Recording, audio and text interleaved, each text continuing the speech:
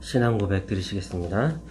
전능하사 천지를 만드신 하나님 아버지를 내가 믿사오며 그 외아들 우리 주 예수 그리스도를 믿사오니 이는 성령으로 잉태하사 동정녀 마리아에게 나시고 본디오 빌라도에게 고난을 받으사 십자가에 못 박혀 죽으시고 장사한 지 사흘 만에 죽은 자 가운데서 다시 살아나시며 하늘에 오르사 전능하신 하나님 우편에 앉아 계시다가 저리로서 산자와 죽은 자를 심판하러 오시리라. 성령을 믿사오며 거룩한 공예와 성도가 서로 교통하는 것과 죄를 사하여 주시는 것과 몸이 다시 사는 것과 영원히 사는 것을 믿사옵나이다. 아멘. 찬송가 428장 찬송하시겠습니다. 내 영혼의 햇빛 비치니 주 영광 찬란해. 이 세상 어떤 빛보다 이 빛 더 빛나네. 주의 영광 빛난 광채 내게 비춰 주시옵소서. 그 밝은 얼굴 배울 때 나의 영혼 기쁘다. 내 영혼에 노래 있으니 주 찬양합니다.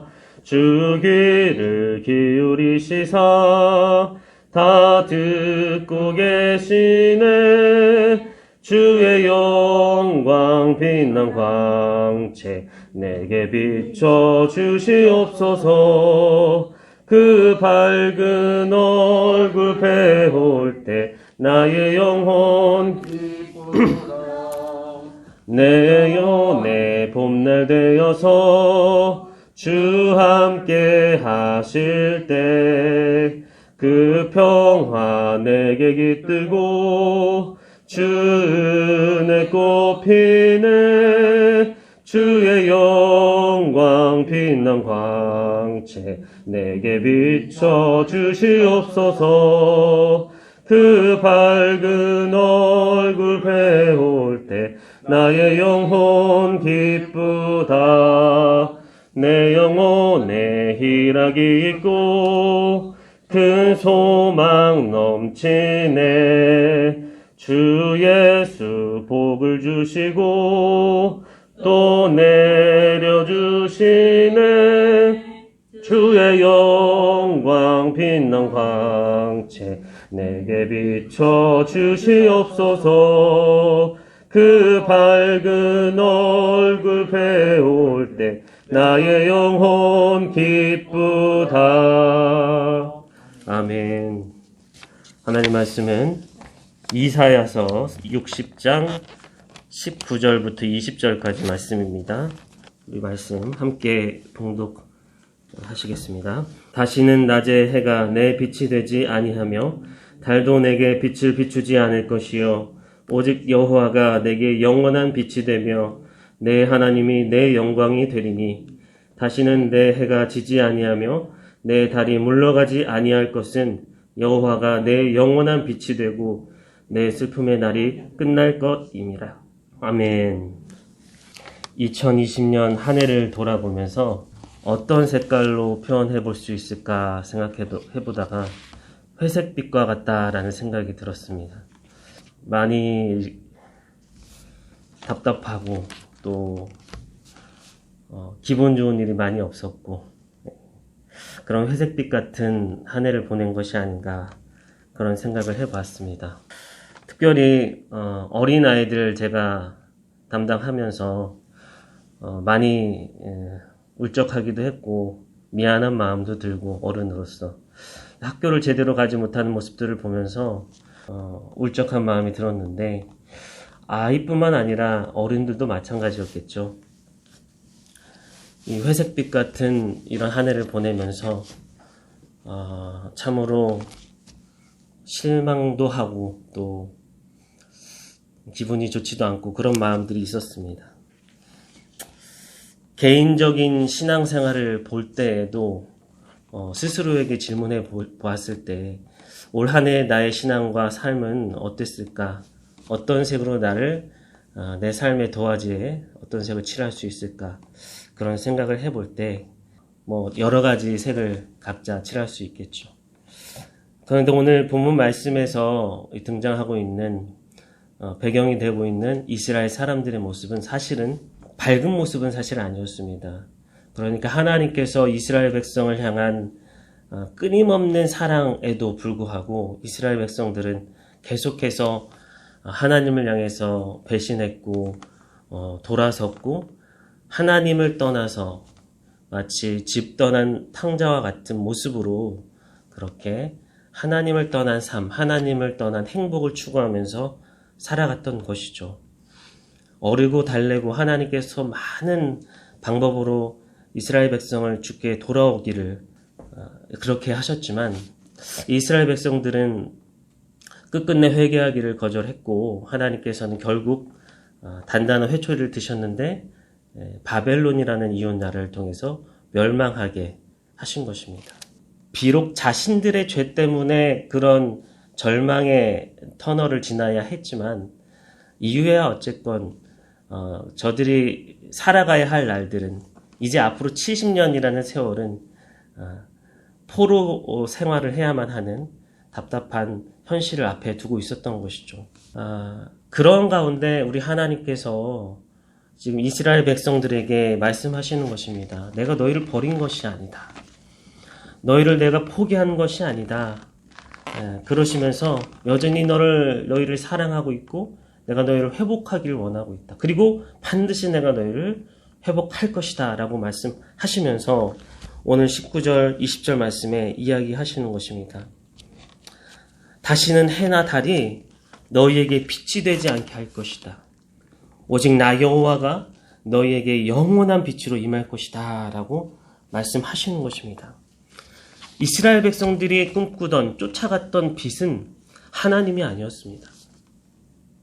이스라엘 백성들이 쫓아갔던 빛은 바알의 빛이었고 아세라의 빛이었고 정직하지 못함의 빛이었고 성실하지 못함의 빛이었고 속임의 빛이었습니다. 그들의 삶을 바라볼 때 하나님의 빛이 그들에게 임하지 못하도록 이스라엘 백성들은 그런 죄악의 모습으로 살아갔던 것입니다. 엉뚱한 빛, 거짓된 빛을 찾아 헤매지 않도록 하나님께서 친히 우리에게 참 빛으로 임해 주시겠다라고 이 회복과 위로와 소망의 메시지를 주고 계신 것입니다.